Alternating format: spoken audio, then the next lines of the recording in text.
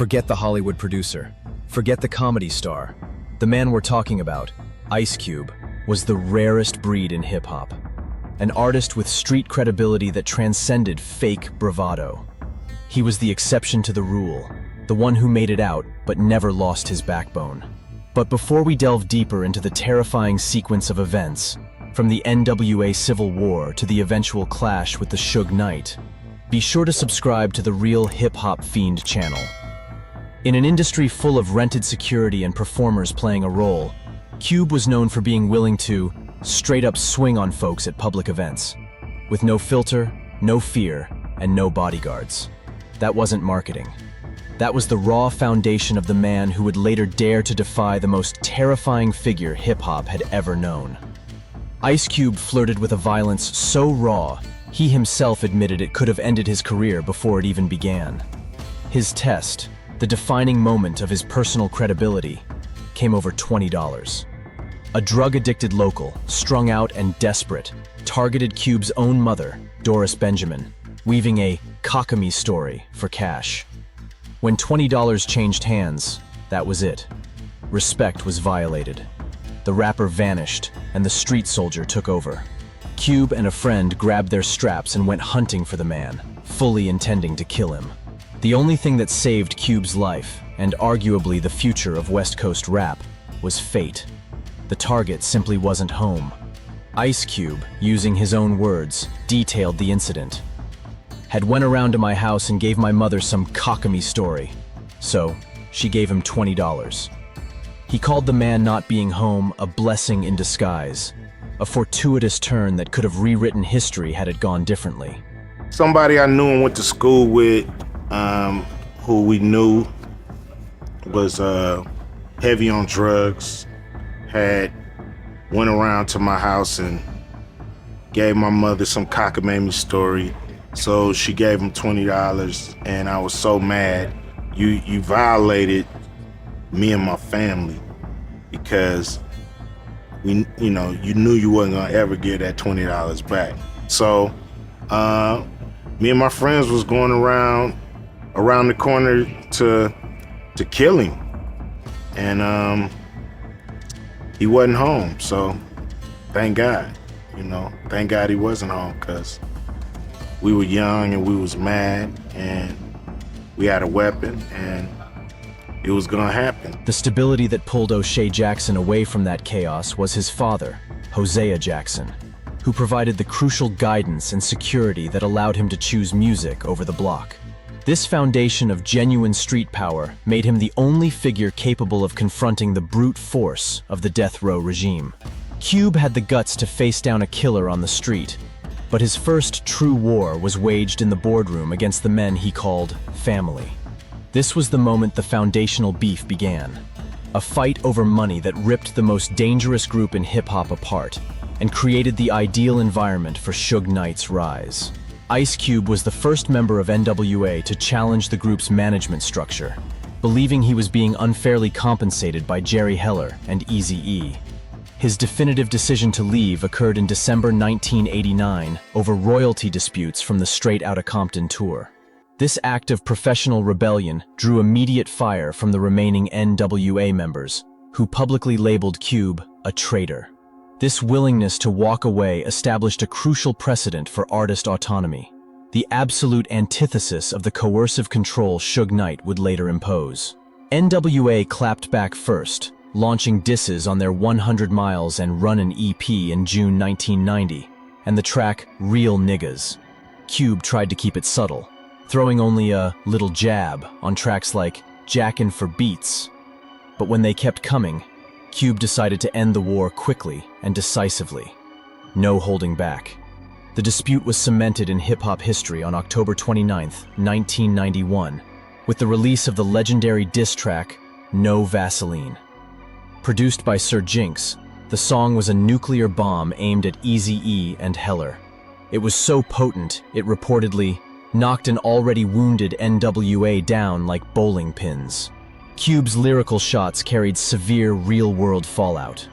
He specifically referred to Heller as a Jew and suggested the group murder him, a move so inflammatory it immediately motivated a prominent Jewish rights organization to boycott Cube's music. NWA was silenced. NWA never produced an effective counter-response.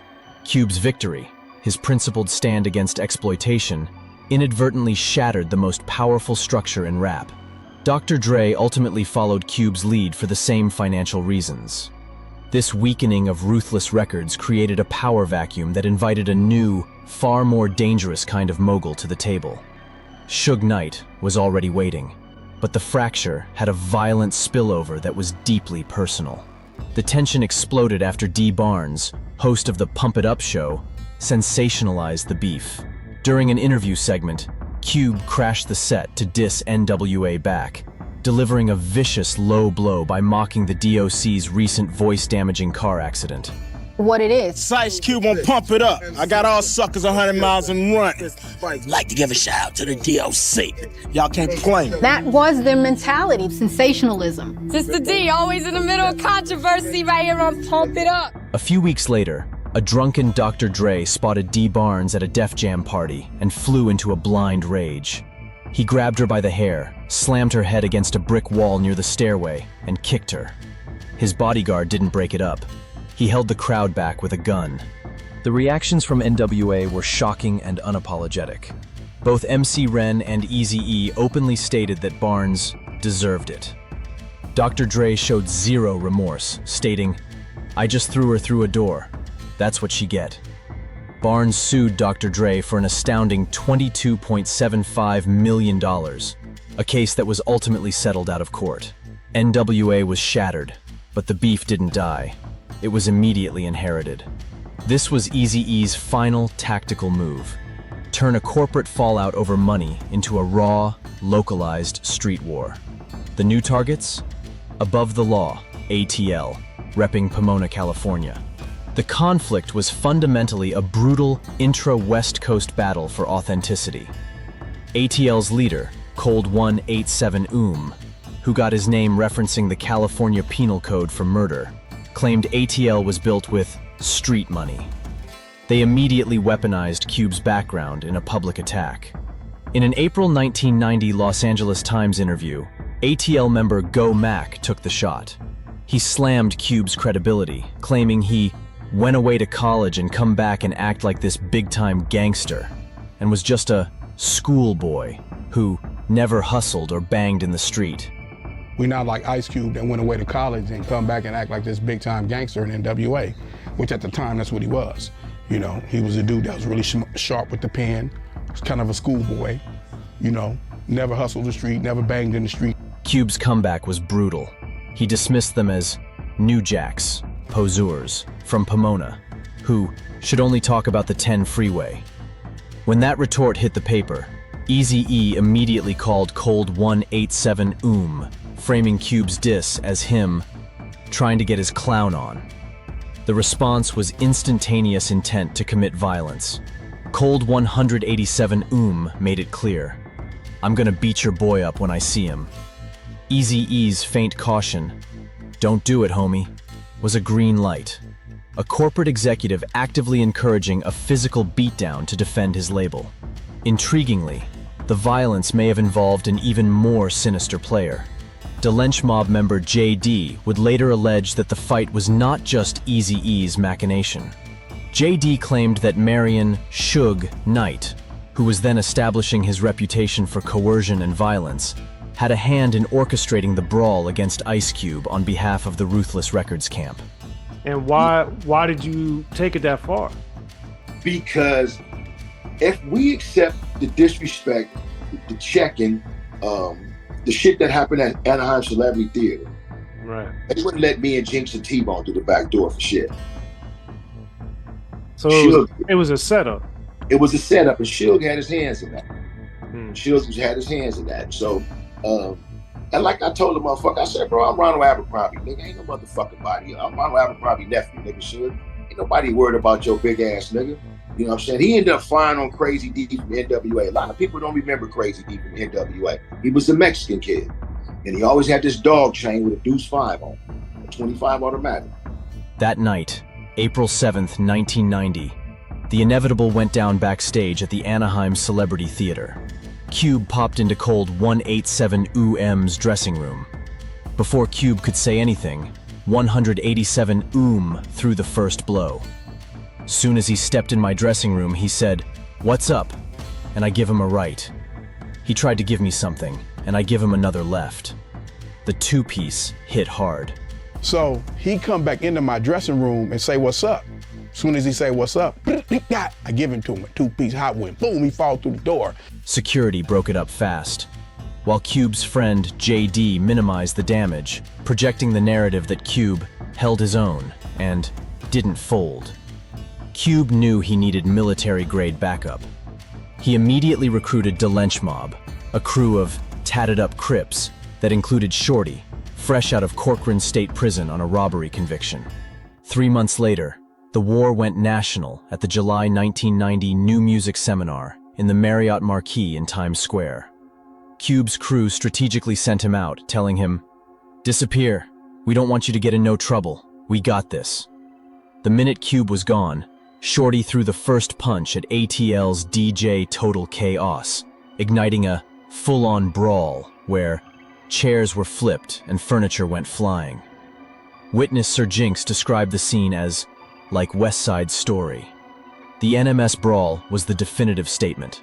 Ice Cube didn't just rap about the streets, he brought them directly to the heart of the music industry to settle his scores.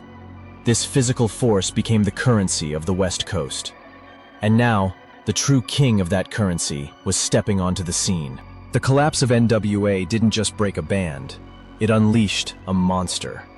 The power vacuum left by Eazy-E was immediately filled by Marion Suge Knight, a figure who was the absolute antithesis of Cube's fight for autonomy. The core conflict was set: financial independence versus brute force coercion. Suge Knight is consistently established as the most terrifying figure and the most feared figure in hip-hop history, described by former associate Jerry Heller as pure evil. Suge Knight is an infection?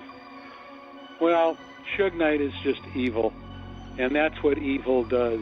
The label he co-founded, Death Row, was established in 1991 in Beverly Hills by a group that included Dr. Dre, the DOC, Dick Griffey, and Michael Harry O. Harris. The label was originally going to be called Death Row. Knight defined his empire by its danger. He stated the philosophy clearly: "We named it Death Row because most everybody been involved with the law. A majority of our people was parolees or incarcerated." This wasn't storytelling. Knight actively placed his artists on the front lines, documenting violence in the streets of LA. Knight's brutal management methods were his secret weapon. Cube recounted the chilling anecdote. Knight confronted a room full of producers who weren't delivering, issuing a threat that was all business. "Either y'all start producing some hits, or I'ma start producing some hits." That's institutionalized violence as a means of production. The pivotal moment that proved Knight's ruthlessness was the extraction of Dr. Dre's contract from Ruthless Records. Knight, who had been involved with NWA's business since 1988 as Eazy-E's partner, used sheer physical intimidation when Dre demanded his freedom. Suge pulled up with Mob James to enforce the demand, using strong-arm tactics that allegedly involved the use of baseball bats. Jerry Heller was left frozen on the spot, stuck in his chair, and forced to write a check. So you're not even in the room? No. So, but Jerry's in the room with this big Suge Knight guy. Just them two. Suge got a check out of him, and he got Dre's. Associate Erotic D later confirmed Knight personally delivered the liberated contracts of Dre, the DOC, and Michelle A to an apartment in North Hollywood. The intimidation didn't end there. After the confrontation, Heller's house was broken into, and a clear warning was spray-painted on his mirror. "Payback's a bitch, Jerry." House was vandalized. Your life was threatened. Right. What were some of the incidents today? I mean, didn't you come home one time and found out that your house was broken into? Yeah, there was a lot of stuff missing, and on the wall was spray-painted, on the mirror in one of the bedrooms was spray-painted, "Payback's a motherfucker, Jerry," or "Payback's a bitch, Jerry." You know, one of those things. The paranoia was so intense, Heller later pulled a gun on a Hughes brother, just for mentioning Suge's name as a joke. The core conflict was clear. Ice Cube had won his freedom through principle and lyrical skill. Suge Knight built his empire on fear and coercion. But while Knight terrified the entire industry, reports and industry sources allege that Cube received threats from the death row camp during this intense period. Yet, despite the danger, they had a personal run-in. Shortly after Cube left NWA, DJ Premier witnessed him and Suge Knight squaring up and nearly throwing down. Did you really see Suge and Ice Cube fight? I saw Ice Cube coming out when it was a Gangstar show. Backstage, it was with WC in the Mad Circle. Cube had just left NWA. We knew there was tension, but we didn't know what degree because it was our first time going to Cali, and Suge was down with Eazy-E at the time as far as however they were rolling. So Eazy-E was not there. I met Ren. I was excited just to see all the NWA members, and we're about to go on stage, and we had an intro. All of a sudden I see a ruckus, and I just see, Cube, but Cube's throwing his fists. He wasn't punking out at all. Shout to Ice Cube, shout to the whole crew. And all you just saw was just the whole bing, bing, bing, bing, bing back and forth. No one got knocked out, no one got beat up. But there was from what I can remember, I saw Suge somewhere in that vicinity, you know what I'm saying? But no one came out unconscious. Cube refused to back down, proving he wasn't punking out at all. What do you think was going through Cube's mind facing the most feared man in rap? Drop a comment below and let us know. Knight's ongoing vendetta against his former partner Dre was so intense, he even included Cube's biggest diss track, No Vaseline, on a Death Row compilation album, an explicit act of animosity towards Dr. Dre. The war was now using Cube's weapons against Dre. When asked about Knight decades later, Cube maintained a careful stance, answering, "I don't know," when asked if Suge was unhinged. But when asked if he believed Knight was capable of the darkest violence, Cube concluded bluntly, "I don't put shit past nobody." This confirmed the rivalry was an ongoing existential threat. The war for West Coast dominance was defined by financial betrayal and brutal physical force. But the darkest element, the most insidious weapon Suge Knight ever used, was the death of Eazy-E. This tragedy became the foundation of hip-hop's most enduring and terrifying conspiracy. Eric Eazy-E Wright passed away on March 26, 1995, at age 31, due to AIDS-induced pneumonia. Just weeks before, hospitalized with a severe cough, Eazy-E had publicly announced his diagnosis at a Hollywood news conference. He has AIDS. Eazy-E, whose real name is Eric Wright, is in a Los Angeles hospital in critical condition. A spokesman says he had no idea he had the AIDS virus until he became sick about 3 weeks ago. He says he doesn't know how he got it, but he said his diagnosis is proof that AIDS is real and does not discriminate. In a powerful final statement, read by his attorney Ron Sweeney, the rapper acknowledged his past promiscuous lifestyle, fathering 7 children with 6 different women, and urged his young fans to educate themselves about AIDS, noting, "I just feel I've got thousands of young fans who have to learn about what's real when it comes to AIDS. It doesn't discriminate." But the rapid, devastating nature of Eazy's illness, combined with the extreme animosity between him and Suge Knight, immediately generated dark speculation. And 8 years later, Knight leveraged that tragedy for maximum psychological warfare. In 2003, Suge Knight appeared on the Jimmy Kimmel Live show. On national television, he graphically described his preferred method of assassination, injecting someone with AIDS, calling it a more creative way than simply shooting them. He then explicitly referenced the situation, calling it the Eazy-E thing. This is a new thing, right? Yeah. See, if somebody gonna do something about it, see, technology is so high, right? Right. So if you shoot somebody, you go to jail forever. Some kids, you don't want to go to jail forever, right? So they got this new thing out there. People sell them all the time. They got this stuff they get blood from somebody with AIDS, and then they shoot you with it. Oh, so that seems bad. That's a slow death. Yeah. An easy thing, you know what I mean? Yeah. Oh, no. Okay. Way to lighten the mood. Wow.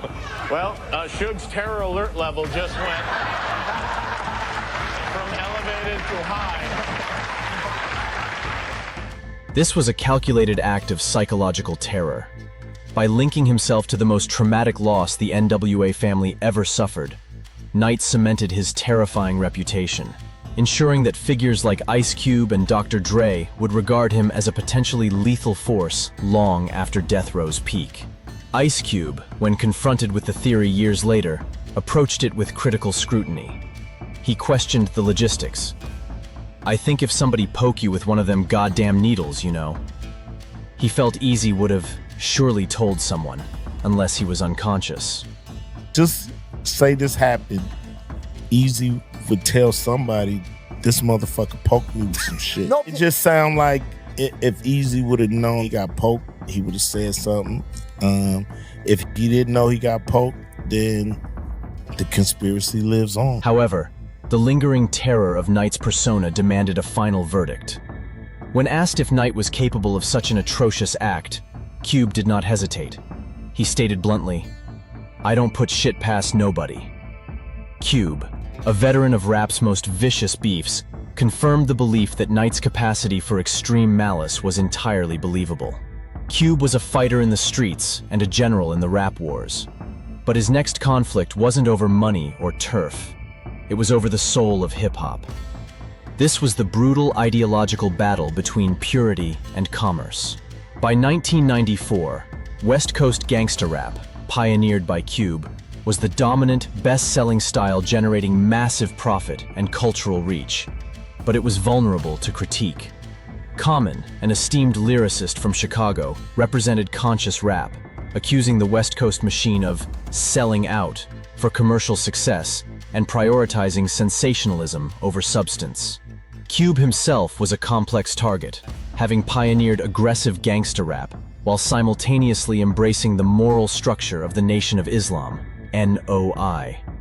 The battle was ignited by Common Sense's track, "I Used to Love Her," released as a single on September 27, 1994. The track's title acronym, while literally meaning "hearing every rhyme," fundamentally stood for the script's thematic interpretation. Hip-hop, in its essence, is real. The song personified hip-hop as a woman who was going through painful changes. It was a clever, universally respected metaphor, until Common dropped the specific, surgical line. "I wasn't salty, she was with the boys in the hood." That was the sneak diss, an explicit and calculated swipe that linked hip-hop's commercial decline directly to Cube's dominant cultural product, the 1991 film, Boys in the Hood. The perceived slight was taken as a direct attack on regional supremacy and the West Coast's market dominance. Cube's response was immediate, aggressive, and, ironically, completely self-defeating. On Mac 10's West Side Slaughterhouse, released in June 1995, featuring WC, Cube and West Side connection immediately shattered Common's artistic conceit, taunting the conscious rapper with the line, "Used to love her, mad 'cause I fucked her." Cube's verse relied on predictable gangsta rap tropes, rapping about poppin' Glocks and killing women. His lyrical content, prioritizing blunt violence and regional superiority, served as an unintentional, flashing confirmation of Common's central critique, that gangsta rap was creatively stalled and incapable of engaging in sophisticated ideological discourse. Click. All you suckers wanna diss the Pacific, but you buster niggas never get specific.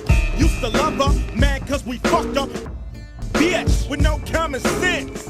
Common initially ignored the attack, but the confrontation was forced when Cube, Mac 10, and WC went on BET's Rap City to publicly insult him. Publicly humiliated, Common dropped the devastating counterstrike in 1996, "The Bitch in You."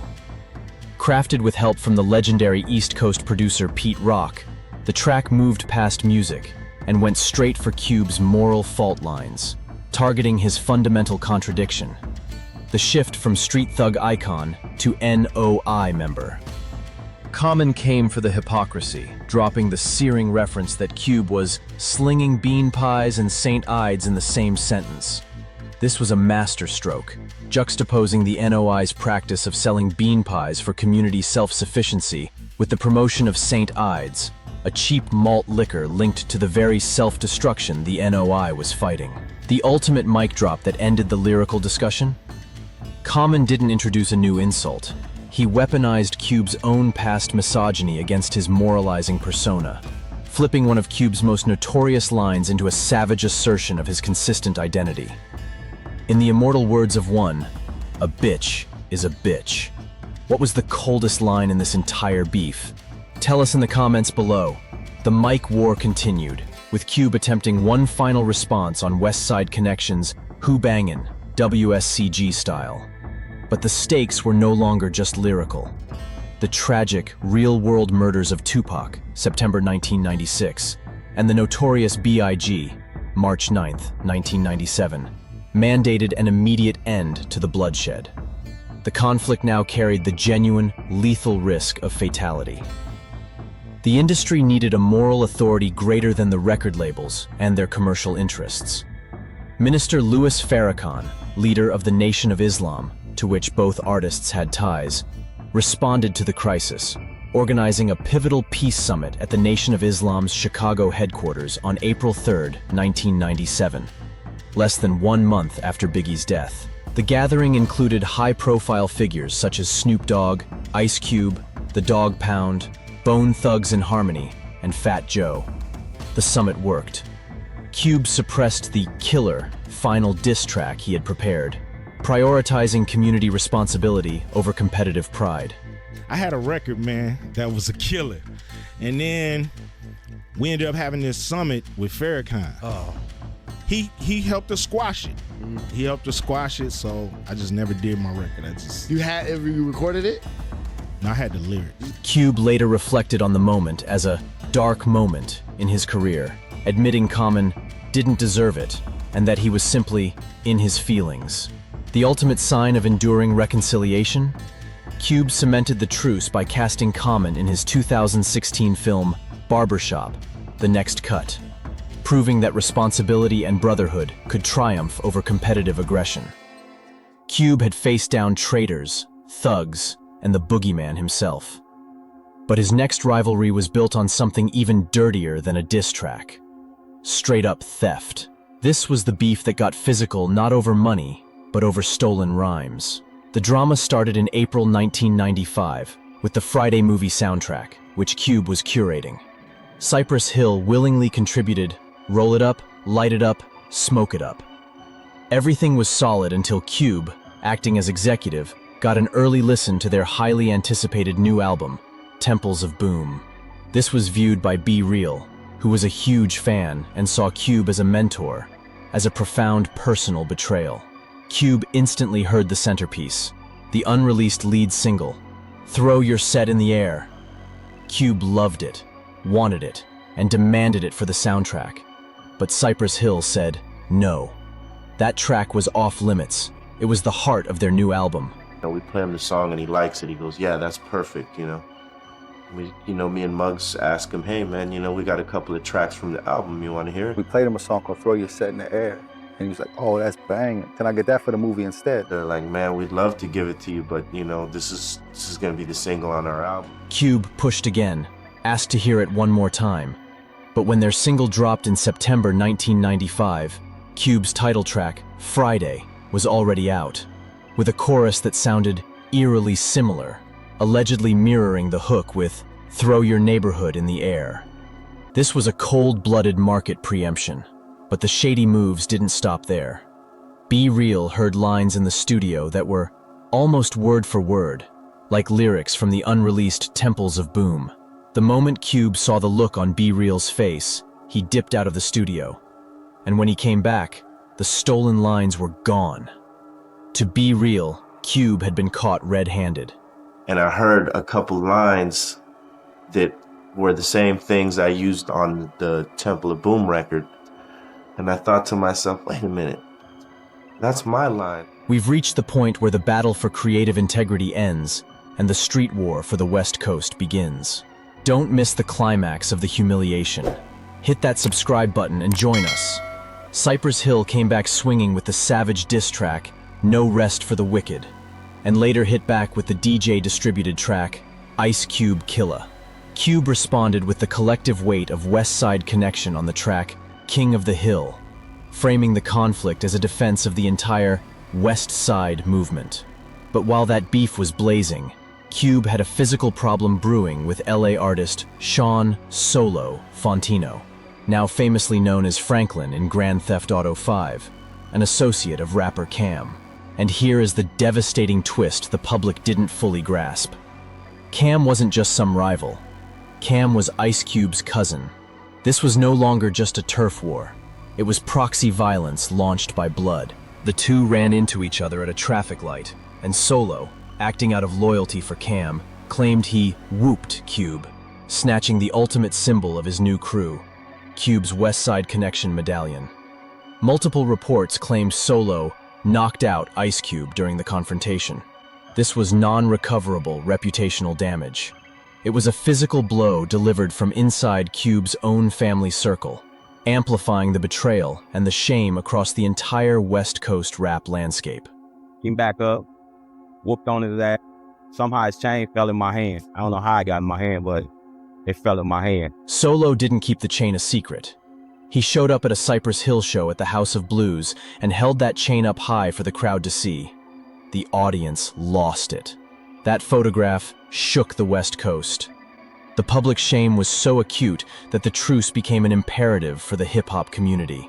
The peace was brokered by basketball legend Shaquille O'Neal, who served as the peacemaker and provided a neutral, external platform for both sides to save face. The truce was cemented on Shaq's 1997 single, Men of Steel, featuring both artists alongside Peter Gunz and KRS-One. Cube sealed the deal, rapping that they were now super friends, making super ends. This was viewed explicitly as a business strategy. Cooperation was more beneficial than conflict. The truce held. Cube and Be Real collaborated again in 2005 on Warren G's track, Get You Down, alongside Snoop Dogg, demonstrating West Coast unity.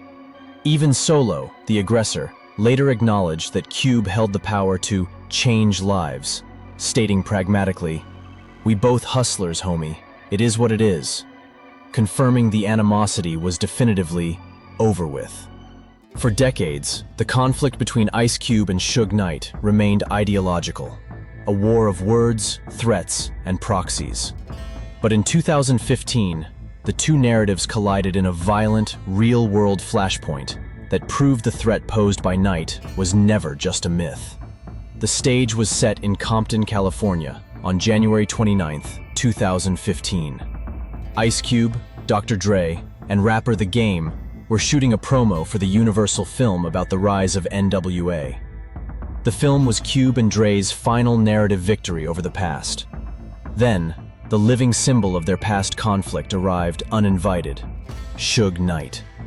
Knight's appearance was a deliberate attempt to assert dominance over his former rival's project. He was immediately directed to leave the set by production security, specifically Clay Bone Sloan, a 51-year-old actor and activist working on the film. Tensions boiled over, escalating to a nearby parking lot at Tam's Burgers. Terry Carter, a 55-year-old businessman, attempted to step in as a mediator to settle the bad blood between Sloan and Knight. During the exchange, Sloan reportedly punched Knight. What happened next was tragic and lethal. Prosecutors charged that Knight deliberately plowed his truck into both men. Carter was struck and killed instantly after the vehicle just rolls over him. The tire ran over his head. Knight's defense team argued it was an accident, a defensive driving maneuver after being attacked.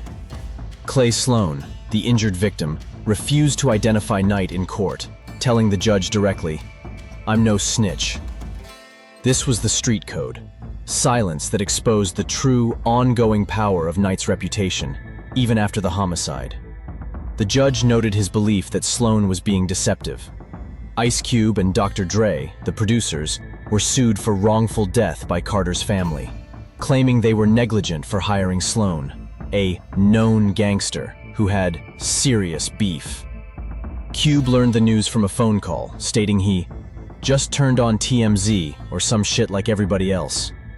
The court ultimately cleared Cube N.W.A of all wrongdoing, ruling that Knight was alone responsible for Terry Carter's death, as the initial fight was not violent enough to foresee the tragedy. The violent conclusion to the decades-long rivalry came in 2018. Suge Knight was convicted and sentenced to 28 years in prison. Knight's philosophy of coercion and violence ultimately led to his downfall and the bankruptcy of death row. Cube, the symbol of autonomy, still stands. Cube's final word on his rival was measured. I hope you get out the situation you're in. We've just chronicled 3 decades of raw, behind-the-scenes conflict, from the $20 street challenge to the boardroom betrayal, and the final, fatal parking lot ambush. If you are here for the definitive, high-stakes history of the culture, don't forget to like this video. Drop a comment with the most shocking detail you learned, and most importantly, smash that subscribe button to join the real hip-hop fiend. We have way more heat coming your way, so stay locked in. We'll catch you on the next inquest into the streets and the suits of hip-hop.